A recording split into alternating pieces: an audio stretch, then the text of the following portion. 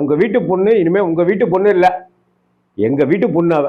எனக்கு அவ மருமகன்னு நினைச்சீங்களா? எனக்கு அவ மகங்க.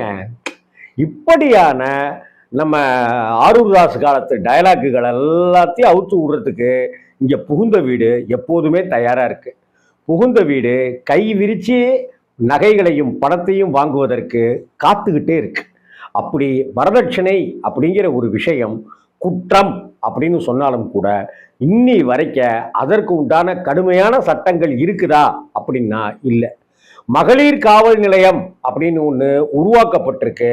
அந்த மகளிர் காவல் நிலையம் எதேச்சையாக செயல்படுகிறதா அப்படிங்கிற கேள்விக்குறியும் இங்க இருக்கு. பெண்களுக்கான வன்கொடுமை சட்டம், போக்சோ மாதிரியான சட்டங்கள் அப்படிங்கிறதெல்லாமே இன்னைக்கு தான் கடுமையாக்கப்பட்டு இருக்கு. தீண்டாமை வன்கொடுமை சட்டம்ங்கிறது கூட கடந்த 10-15 வருடங்கள்ல தான் அதிகப்படியாவே இருந்திருக்கு. தீண்டா